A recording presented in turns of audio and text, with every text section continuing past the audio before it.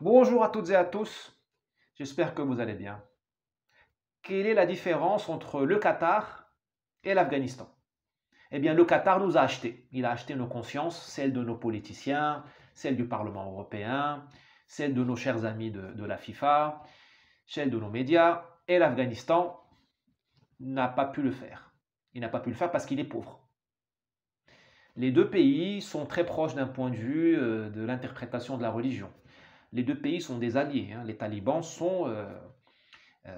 et ont été aidés, soutenus, sponsorisés par le Qatar depuis au moins une dizaine d'années.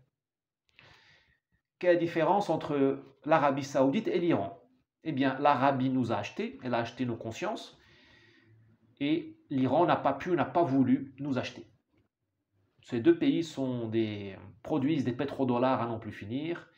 Ces deux pays appliquent les mêmes politiques, grosso modo. Il y a une police religieuse en Arabie qui est aussi abjecte que la police religieuse en Iran. Sauf que nous faisons semblant qu'il n'y a pas de police religieuse en Arabie et nous critiquons la police religieuse, la police des mœurs, de la vertu en Iran.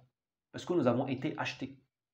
Nos consciences, nos journalistes, nos intellectuels ont été achetés.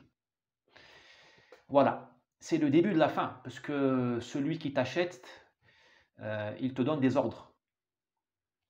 Voilà, nous recevons des ordres de la part de l'Arabie et du Qatar, des ordres qui nous intiment de nous fâcher avec l'Iran, outre mesure, alors que la Perse, quoi qu'on en dise, c'est un grand pays, malgré les défauts du régime iranien.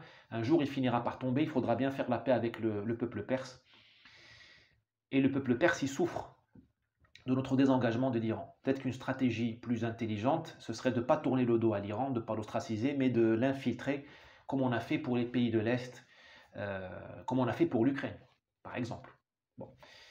Et nous recevons des ordres, et croyez-moi, les pays du tiers-monde, ils reconnaissent les pays achetés. Les pays d'Afrique, les pays du Maghreb, les pays d'Asie, ils reconnaissent les pays qui se sont laissés corrompre, qui ont vendu leur âme, qui ont vendu leur volonté. Ce que nous avons vendu au Qatar et à l'Arabie, à tant d'autres, c'est notre volonté, c'est notre capacité de dire oui ou non quand ça nous chante. C'est pour ça que nous ne sommes plus aimés en Afrique et dans les pays du tiers-monde. Parce que, pour plein de raisons, mais notamment pour le fait que ces pays ont reconnu en nous des corrompus comme les autres, des gens qui ont vendu leur âme, leur liberté. Eh bien, quelqu'un qui a fait ça, qui a commis ça, il est méprisable. C'est la fin de notre soft power, comme on dit, de notre rayonnement. On ne rayonne plus. Est-ce qu'un corrompu rayonne? Non.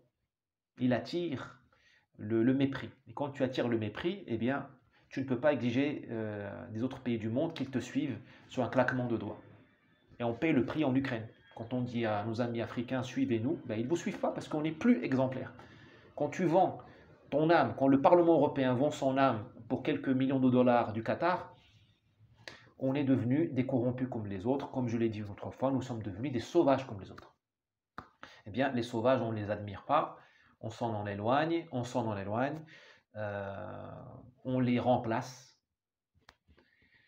on les élimine, et en tout cas, on ne les admire pas.